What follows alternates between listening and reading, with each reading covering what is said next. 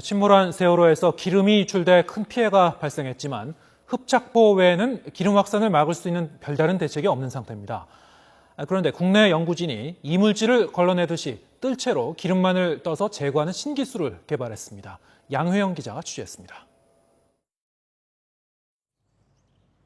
세월호가 침몰한 해역에 검은 기름띠가 선명합니다. 맹골 수도의 거센 조류에 실려 빠르게 퍼지면서 주변 어민에게 2차 피해를 주고 있습니다. 흡착포를 이용한 긴급 방제 작업이 이루어졌지만 확산을 막기에는 역부족입니다. 그런데 국내 연구진이 특수한 뜰채를 이용해 유출된 기름만을 손쉽게 제거하는 기술을 개발했습니다. 선박에 사용하는 벙커CU와 비슷한 밀도를 가진 올리브유로 실험해봤습니다. 흡착포를 들자 흡수되지 못한 기름이 뚝뚝 떨어집니다. 반대로 특수 뜰채로 기름을 떠내면 기름만 뜰채 위에 남고 깨끗한 물은 뜰채 아래로 빠져나갑니다. 기름만 분리해 버릴 수 있는 겁니다. 곡선 모양의 표면에 물과 잘 결합하는 나노 구조를 산소 플라즈마 공법을 이용해 만들어주는 것이 특수 뜰채의 비밀입니다.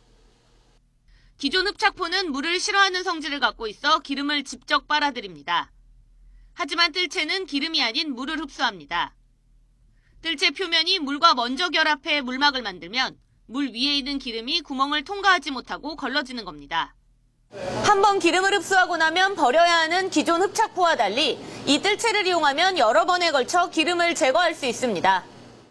물을 좋아하는 다공체로 이루어져 있기 때문에 중력에 의해서 그 물은 그 기공 사이로 이제 쭉 빠짐과 동시에 또 물이 얇은 수막을 형성함으로써 이제 기름이 물과 섞이지 않는 성질 때문에 기름은 그 뜰채 위에 수막 위에 존재함으로써 이제 물 위에 있는 기름을 쉽게 제거할 수 있는 방법입니다.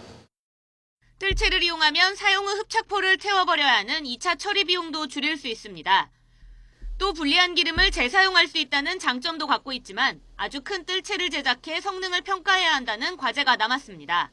손바닥만한 그런 정도의 크기를 만들 수 있긴 합니다만 실제로 이 기술이 바다에 어떤 오염되어진 기름을 제거하기 위해서는 굉장히 큰 대면적이 가능해야 되고요.